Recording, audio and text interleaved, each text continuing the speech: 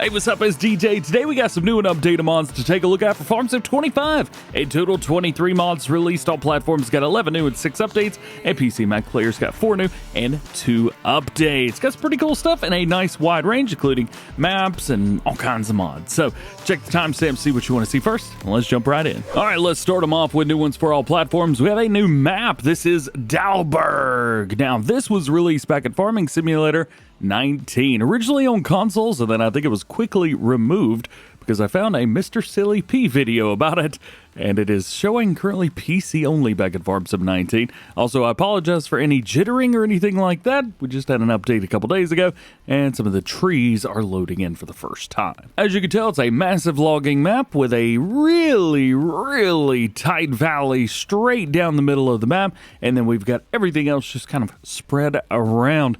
Speaking of spread around, our owned areas are spread around as well. There are no new crops, so don't be looking for those. However, if we take a look at farmland 65 down here is going to be our main farm. And then if we go all the way over here, this is our starting fields. Fortunately, we've got equipment over there already for new farmer. And if you start in anything else, well, that's not going to be like that. Anyway, we kind of poke around here. We can see these are our fields, which is wanting us to work it. Only a couple pieces of equipment here. I wanted to pop out just to show you the main farm. It is very tight through here, but we do have a nice connection to a production, which makes things super easy, especially if you're doing logging, which if you're choosing this map, I assume you are. There are still fields spread around, so you can regular farm, arable farming and stuff like that. However, it's going to be pretty tight, but it does offer a very interesting challenge. So if you're looking for that, well, there you go. You could go for that. We're going to take a look at our crop types. Again, as we mentioned, there are no new ones in there. We looked at our farmland already. Crop calendar is going to be pretty standard, nothing too wild and crazy through there.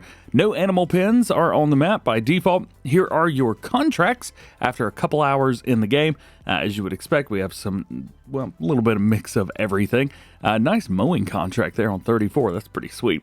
As far as production chains, we have none that are owned, but we do have biogas, carpentry, dairy, grape processing, and the sawmill. So all of those can be purchased by standard. And if we take a look at our vehicles, we've got a nice Challenger, Farm Tech, Great Plains, a couple John Deere pieces of equipment, and some Massey Ferguson. It's also important to note there are no required mods. So jump in and start playing right away. That's our only new map for all platforms, so let's talk about equipment now. And we have the John Deere 5M series from Just Farming. Because it is a Just Farming mod, we do have a full animation set and a basic animation set. We'll talk about those first. We have left and right doors, rear window, sunroof, engine hood, steering wheel, and mirrors. So if you want all of those with your full animations. As far as engine options, we have a couple. We have a 94 horsepower, a 104, and a 120. So we do have a nice 515 Ilm on there. One of my favorite tractors. Loving that thing. Wheel brands, only a couple different ones. Trelleborg, we have a Michelin, Continental, Midas, and Woodchips. We also have a rear narrow set, although the front tires for some reason are regular sized on that. We do have a rear cover PTO. It just kind of puts a little cover on the PTO there. Design, this is going to be your beacon option. So you've got a left, right, and both, or neither. And you've got a front loader attacher for John Deere. Why is that? Well, we have a John Deere front loader that comes with this. We have a custom 603R, which works perfectly along with it. 90 horsepower required, so you can use the smallest engine option on here. I'm absolutely loving it. One thing to note, this always has a front 3-point on there with PTO, so you're going to have full functionality. The 5M series is one of my favorites anyway because it's so versatile. No, you're not going to be doing a lot of stuff, but if you need like one tractor for like a small farm, like, this is the one I would go for every single time. More John Deere mods today as we have the John Deere drill N542C from LR Modding. Man, I tell you what, LR Modding is on a roll right now. Loving it. Absolutely loving it. And I've been waiting on this one as well. So this drill is a direct drill. No fertilizer, which I'm a big fan of. Direct drill, no fertilizers, checking off all the boxes. Does all of your standard cedar crops and holds 4,200 liters of seed. Weighs 6.3 tons. However, you can add an extra 150 kgs on each side on the wings if you want to have them weighed down a little bit more. 270 horsepower is required. It's got a 12.8 meter working width at 9 miles an hour, making it what I think one of the most versatile and, well, for me, perfect seeders in the game. Next up, we have the Pitts LB5126 trailer. Now, it says 5626 in the game. I think that's a misprint. However, we will show you it actually has like the badge from Pitts on it, and it has the right stuff on it, which is really cool. We have colors, but that's the only options here. So you can change up your main right there. We do have a design color right there on the sides. And of course, rims are rims. Only 4 colors. You need 4 rims are there. We can open up the side very nicely. However, let's zoom in here and take a look at the badging, because it actually says LB5126 on there. We even have the date of manufacturing, the gross vehicle weight, gross axle weight, and even the vehicle ID, the VIN number is on here. That's great. I absolutely love that. Awesome, awesome, awesome. We also have straps all around it, so you're good to go. It's a nice big old low loader for you guys. Next up, we have the Schwarzmüller Haibach. Now, this one's interesting because it starts kind of with an extension with a cover and everything. However, you don't have to have that. It costs extra. I'm not quite sure what's up with that. But anyway, we have 26,000 liters in 2 different setups. And we have a Bale trailer and a 15,000 liter setup as well. This is the version that I'm going to be showing off. We have a couple different wheel setups. It really just makes them a little bit wider. That's about it. Platform around towards the back. You go yes or no. You also get a ladder with that, which is nice. Extra wheel goes on the bottom. And grain doors are going to be on the side. So just this left side of here. And you just get those extra grain doors, which is kind of neat. Now, if you go with the like super duper expensive one right here, you also get the cover and you get a cover color.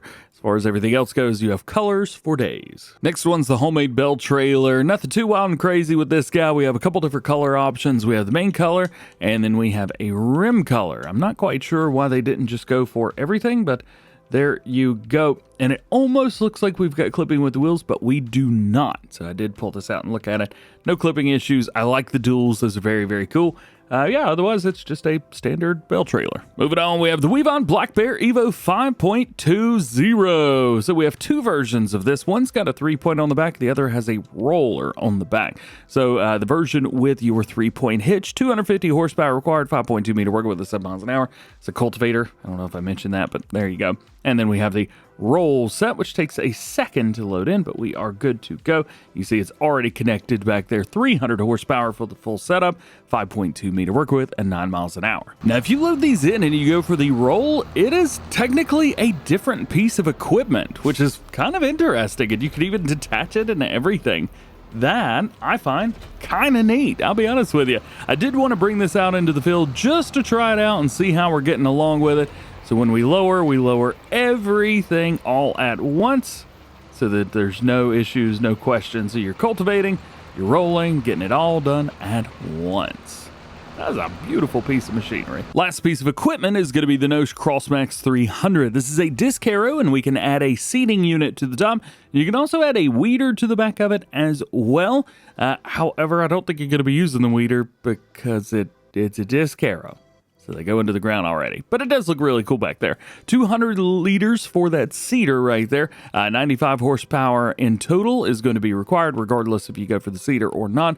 3 meters at 11 miles per hour. And it will do grass, cover crop, and canola. Now, jumping into placeables, we only have a couple of these. First one is the Diesel Production Pack. Now, this is where we can make diesel, and here is our setup. So we have canola, soybeans, and sunflowers, and a combination of all of those turns into diesel. And we actually get more diesel than you do crop input. So if you're needing like a bunch of diesel for some reason, hey, this is a great place to do it. Plus, if you got some extra crops, even better with that. Just kind of looking around, I mean, it's a reused placeable from Farming Simulator 22. It's nothing wild and crazy through there. We also have a couple things in here. So we have the MKS 8 and the MKS 32, which have been modified to hold diesel as well as the other liquids that it holds. And on top of all of that, we also have a couple extra tanks. So we have the Meridian tank right here, a 250,000 liter capacity for diesel. I think one of these in the base game holds about 20,000. So that is pretty cool. You could buy a bunch of diesel there. And if you need to sell any, there's a sell point here specifically for diesel. Very, very cool. So, Might be a great way to make some extra cash. Now I'm on the 4Fields map right now, but we could see up here $7,000 to sell diesel there. Even on this map, it is literally half that. So there's that. And buying it's actually way cheap. So hey, there you go. So there's your diesel pack. Hopefully that's everything that you guys need to know about it. One heck of a way to make some money, I'll tell you that. Next to last, we have the Beehive Xtra-Large. So this is going to cost you $10,000 right here, and it's got a radius of 400 meters, which is very, very good. Just so you guys are clear, a map like this is 2 kilometers by 2 kilometers, or 2,000 meters by 2,000 meters. So you could theoretically put down, what, 6 of these? 8 of these and cover an entire map if you wanted to. That's absolutely ridiculous. We also have an extra large honeybee pallet spawner thing. Yeah, you know what I'm talking about. I don't do bees. It's not my thing. Anyway, this will spawn pallets 4 high. So we're getting a lot of honey off of this. Also, I was having an issue like deleting this from way up close. For some reason, it didn't want to do anything, but as I went up higher, for some reason it worked, so hopefully that works for you guys as well. Honey spawner, no issues. And your last new one for all platforms, the shed with workshop and office. And there's 2 of them. One just doesn't have the office, but both have a workshop, which is very cool. And you can change the color. Maybe you noticed that. It comes in a just kind of standard gray, but I changed this one up to be black. It's going to be hot in here during the summer, but it is what it is. So as you can see, your doors are going to move like that. We've got 2 slidey ones. They both open up to be very, very large opening. Nice workshop inside. You can work on everything inside this area right here. And we do have a door into the office as well. However, I'm going to go in there separately. No sounds on the door, so be aware of that. And here we have a place to change clothes. If I can get it to work. All right, maybe not. But the sleep trigger works, so at least that's good. Yeah, I'm not sure what's up with the close trigger. Not able to get it to work for some reason. Nonetheless, we do have a little kitchenette in here. Got all your juices and stuff up top, water machine, everything through here. It's kind of nice. And then the door into the workshop. Got the important stuff first in there. No bathroom, though. So watch yourself.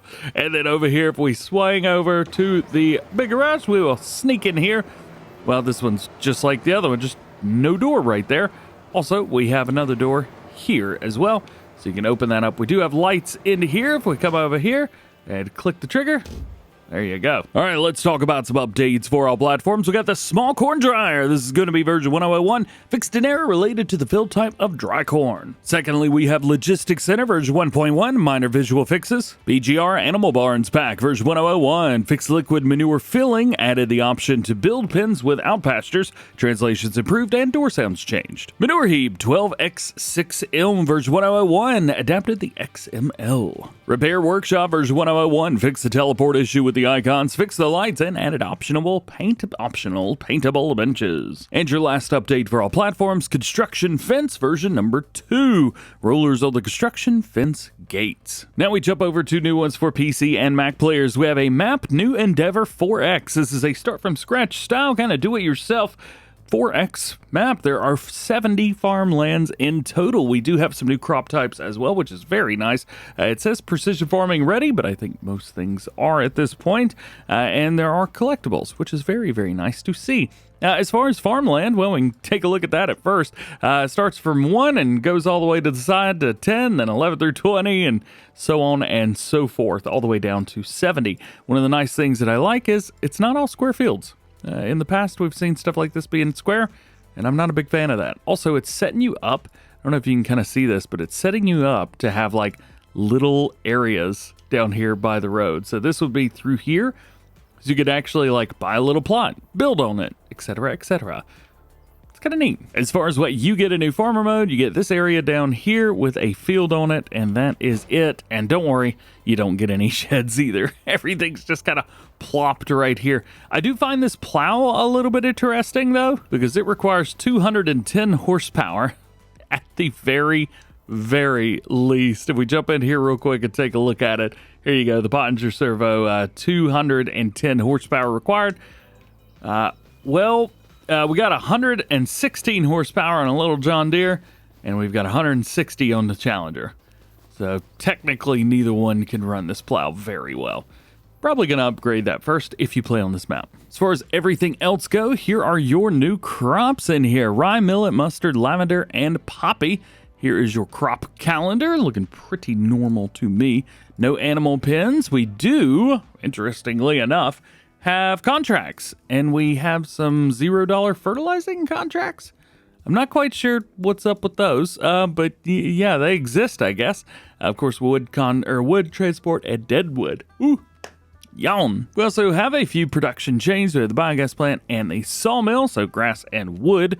It's pretty much the only things on here other than a few crops. And then if we jump in and take a look at our vehicles, well, you saw everything in person, but here you go. You could see everything in the store. Oh yeah, no required mods. Again, it's a good day for that. And we have another new map. This one as well does not have any required mods, which is great. There's your starting farm, by the way, as we fly over Ronîda Island. I don't know how to say it, to be honest with you. It says it's a 4X map. However, it doesn't feel like it, though there is a bunch of extra area around the outside, which I imagine that's the 4X area. Could be wrong, but that's what it looks like.